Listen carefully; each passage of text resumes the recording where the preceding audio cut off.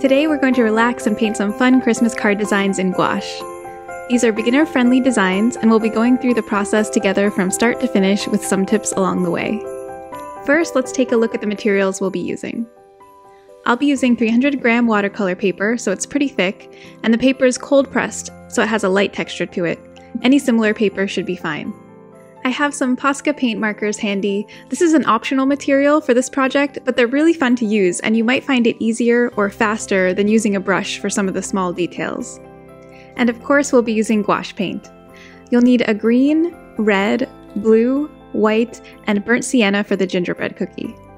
If you have a couple different greens or reds, that's awesome, but even one of each of these colors will work for this project because we can mix with white to get different shades. I also recommend a pencil and eraser for sketching out your design on the paper before painting. Scissors and a ruler will be needed to cut our paper into a square for the second design. As for brushes, anything close to these will work. You'll just need two different sizes, one larger brush for painting the base shapes of these designs, and a smaller one for the details. For the smallest brush, a round brush will probably work best, but for the larger one, flat or round can work, it's whatever you prefer. Let's start by folding our paper into a card. I'm just matching up the ends and folding down to make a crease. You can use a tool like a pen or your ruler to sharpen the crease. It's easier to paint if your paper lays flat while you're working. To make sure you leave an equal amount of white space on the outside of your design, you can measure inward from each edge and make a little mark with your pencil. You want to keep them pretty light so you can easily erase this later. I'm measuring in about 2.5 centimeters from the sides. For this first design, I'm going to make some gingerbread house cookies in the style of Dutch architecture. If you don't know, I live in the Netherlands. I love how the houses look here, and they always remind me of gingerbread houses. I'm starting with a pencil sketch to plan out the shapes I want for my houses. Since the houses are actually cookies, I'm not going to worry about using a ruler or making the lines perfect. You're welcome to design your own house shapes if you want, or you can follow along with the ones that I create. Now it's time for paint. I'm mixing burnt sienna with some white to lighten the color and make it a little more opaque. For the look I'm going for, I want to be careful not to use too much water. I want my cookies to be a solid color, and if I mix too much water on my palette, the gouache will end up looking more like watercolor. I found that a flat brush can be pretty convenient for painting the hard edges and corners of these cookies. Don't worry if your painting or colors aren't completely even or perfect, these are cookies after all.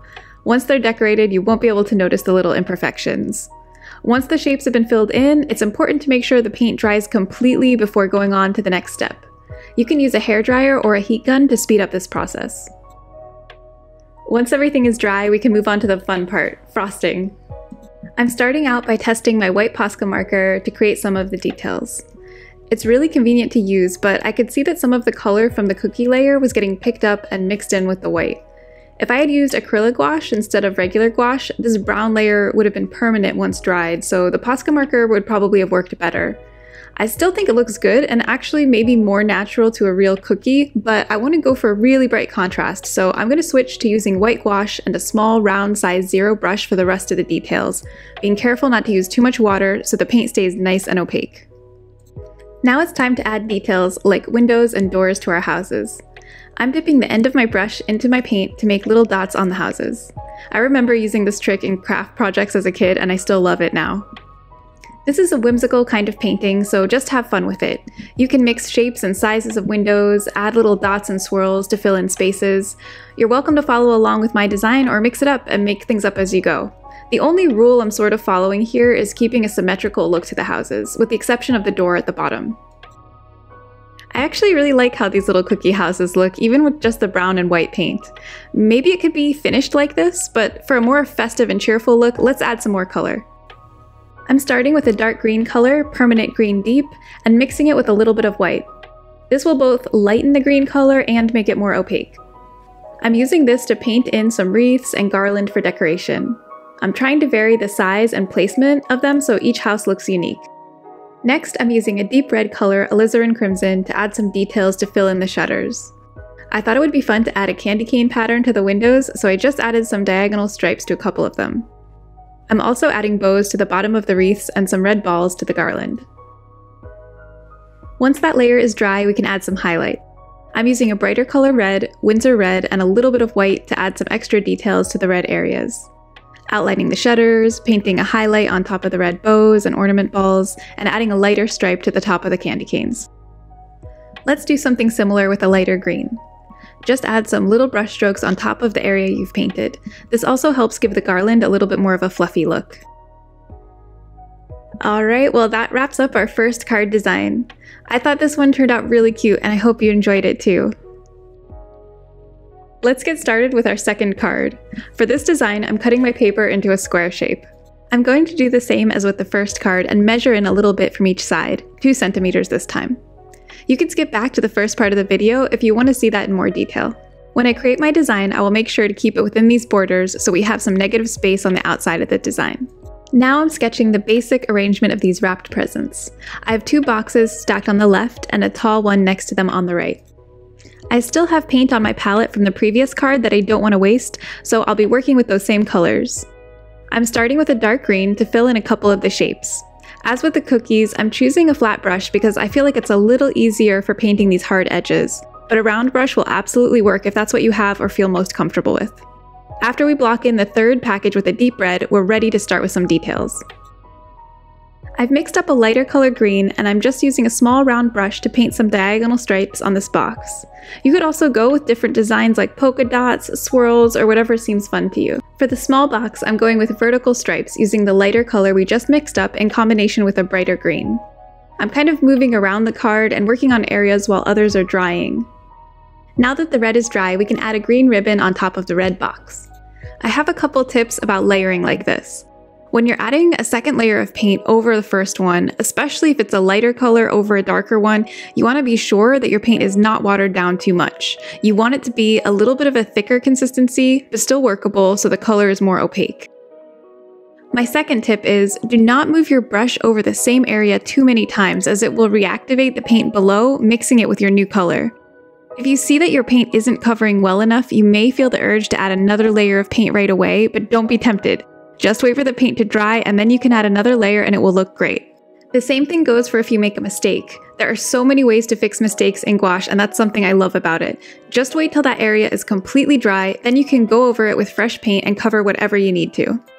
A good example of this in action is the red ribbon I've been painting on top of the green box. I just finished the second layer of red paint. It took 2 layers to completely cover up the green color below. And now it's time for the bows. A little trick to make our card more interesting is to add variety to the types of bows we're painting. This will give a little bit more personality to the different presents.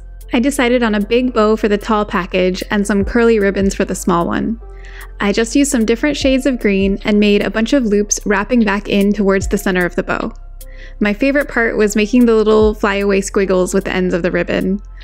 After some final pink details on the red ribbon, we finished our second design. This one is fun because it can be used for a lot of different occasions, like a birthday, just by changing up the colors. For our third design, we're going back to the rectangle format, so no cutting needed. As with the other cards, I measured in and created a border of a couple centimeters around all sides to reserve some negative space.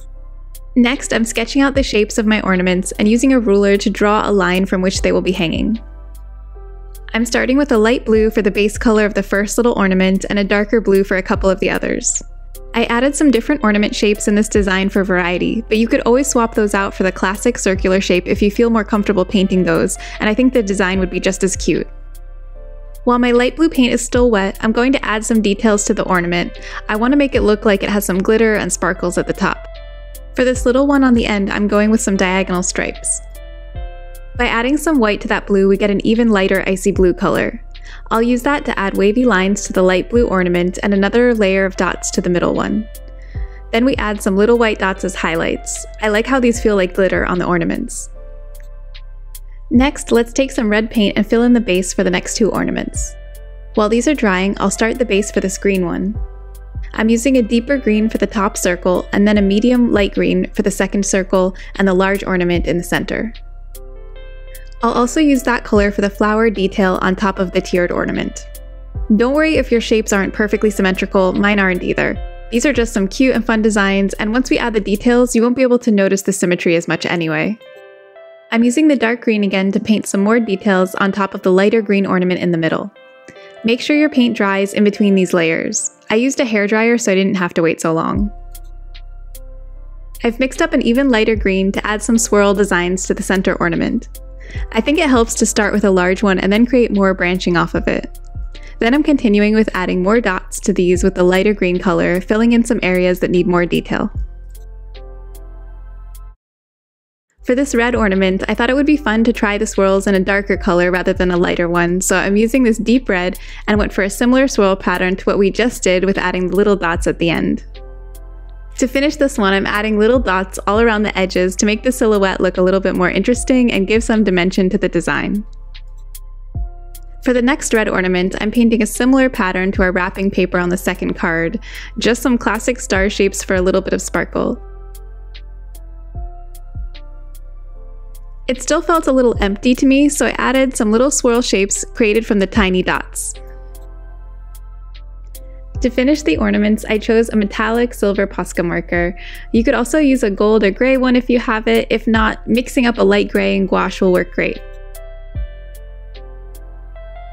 For the string, I thought it would be smart to use a ruler, but as you can see, I ran into a little issue of the paint smearing when I pulled the ruler away.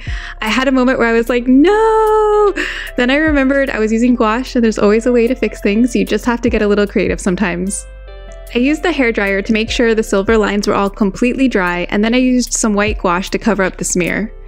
I hoped it would look like a little highlight, and I like how it turned out. I decided to add it to all of the ornaments so it looked more intentional.